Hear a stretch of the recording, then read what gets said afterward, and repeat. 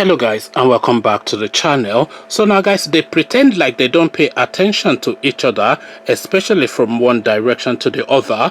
I am talking of course about Mallam Buhari and the Alpha One of the Igbo race, Nnamdi Kanu. Guys, I bring you this. IPOB spending $85,000 monthly to discredit Nigeria internationally.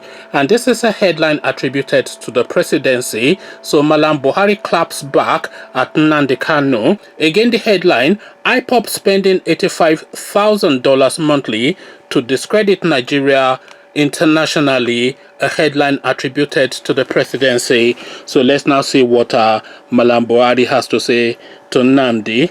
The presidency has released the statement below, accusing an outlawed separatist group of working to discredit the Nigerian government internationally, particularly in the United States and in Europe.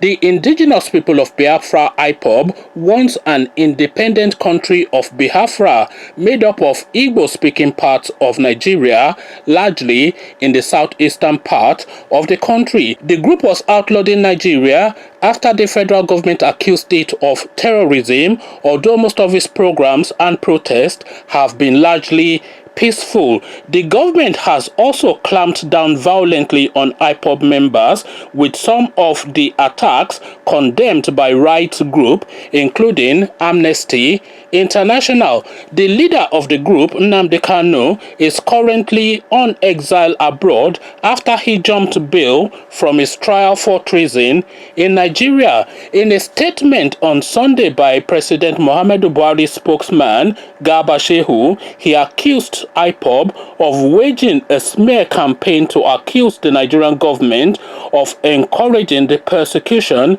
of Christians. Nigerians and the international community are advised to be wary of this divisive campaign, which available evidence shows is being funded with a monthly spend of 85,000 USD since October 2019, with no record of the source of these largesse, Mr. Shehu wrote. So below now is the full text of the Buhari statement via his spokesperson Garba Shehu on Nnamdi Kanu and his movement. So read Mr. Shehu's full statement below. IPOB, self-proclaimed Jews using Christianity to wage war against the Nigerian state. So that is the headline, and this is the content.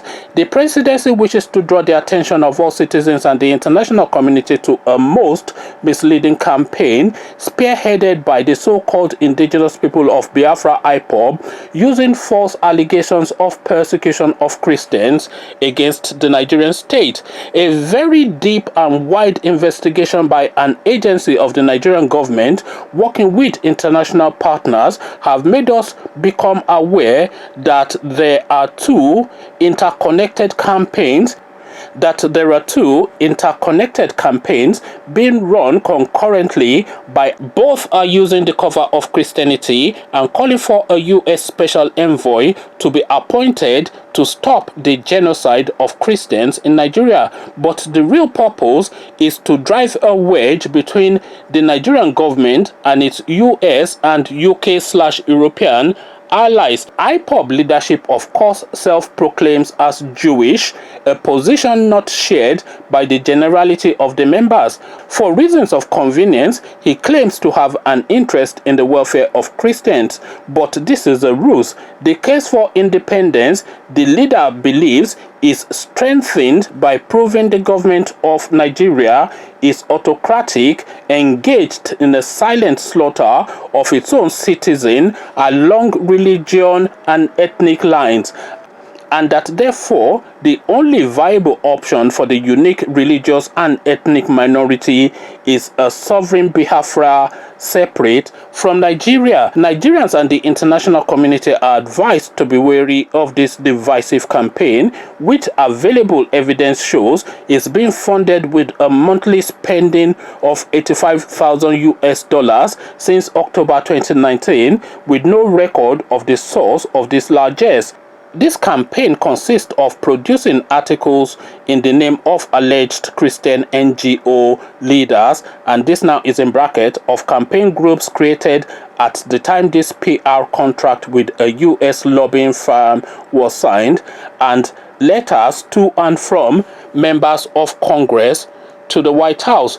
Unfortunately, some members of Congress have clearly been persuaded that there is indeed a Christian persecution underway in Nigeria, and do so quoting the campaign, and they are known to be taking up the case directly with the White House to appoint the special envoy.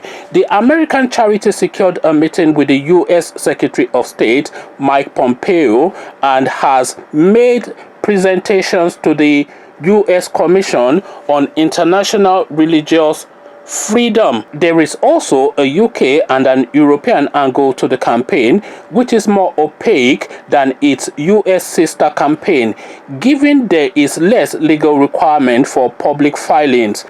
But what is known of this at the moment is that their budget is sufficient to hire 4 PR firms in the UK, Belgium, France, and the United States. The latter, additional to the above, they have founded an NGO/charity and a linked web-based campaign named Stop the Silent Slaughter, which is well designed and complete with video evidence, completely concocted.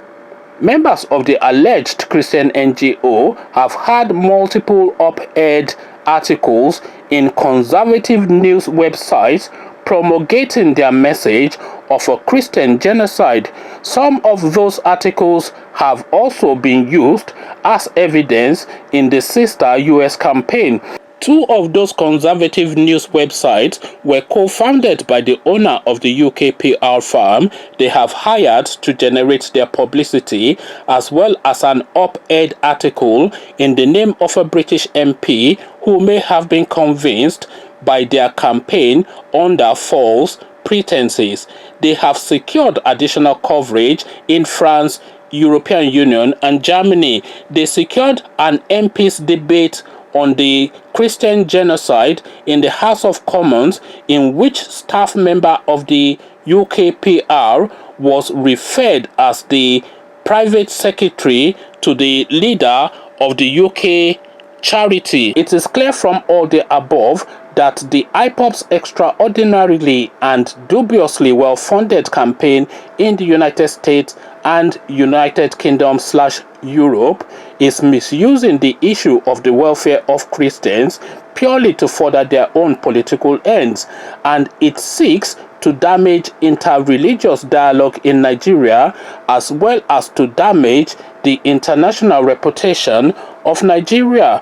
Nigerians and the international community are hereby advised to ignore this campaign, as they have disregarded similar past campaigns originated by this group, which has been designated as a terrorist organization by the Nigerian state. International groups and societies are welcome to send representatives to Nigeria and give a lie to the false claims made by these terrorist groups, who are duping them of their money and involving them in conducts and activities disguised to destroy the harmonious relationship existing between their home countries and Nigeria. Signed, Garba Shehu. So there you have it now, ladies and gentlemen, and this is where the case is now. The pressure is now being felt by the Mallamis. But then, of course, they are saying that it is Nnamdi Kanu that is beating this drum beat, but it is not really Nnamdi Kanu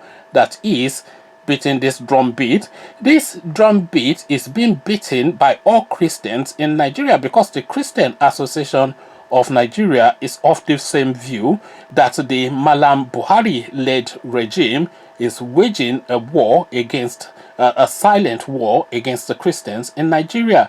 The Christian Association of Nigeria, CAN, says this endlessly, almost on a weekly basis.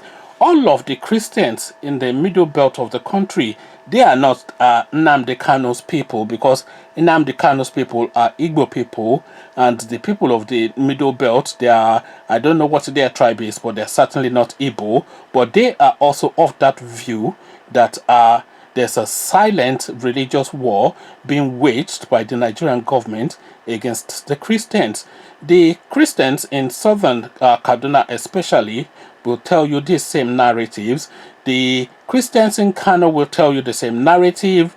The Christian in Yobe will tell you the same narrative. And every single time we see it happen again and again, they go under the guise and the pretense of Fulani herdsmen, but really what they're doing is savaging and ravaging Christian southern communities to the point that they will displace them and then impose upon them. We've seen this strategy already in Ilori, and we think that this new thing that is going on is really coming from the Middle East, because of course Mallam Buhari has pledged freedom to the Arabs, especially the Saudis. So it's pledged his freedom to them, his loyalty to them, and he takes instructions from them via the guy in Turkey. So effectively, this agenda that we have always been describing, the Fulanization agenda, is now what now the Nnamdi Kanu particular subsect of the Nigerian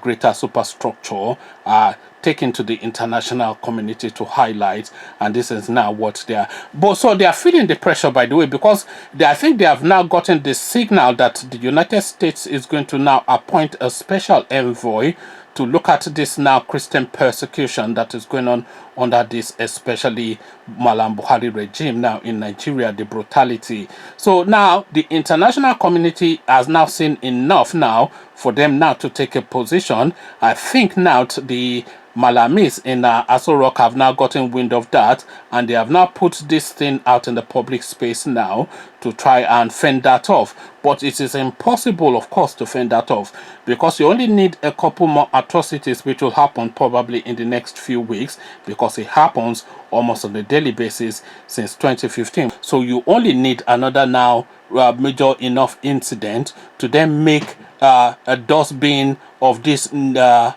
statement now that Gabashew has put out. You only need one incident for this statement to be thrown into the dustbin, or you only need a counter statement from the Christian Association of Nigeria to say, no, it's not just Nnamdi Kanu. We are of this view too, that Christians have been persecuted in Nigeria, which is exactly what is going on. Conversations in the comment section, they are starting to feel the pressure in Aso Rock. What is you? Come share thoughts. But before you do that, click on the red subscribe button so it turns gray. Bell button notifies you every time I drop a new video. Then come tell me now what I'm making of this rather laughable gibberish statement that's been put out by Gabashew in the comment section. So I'll leave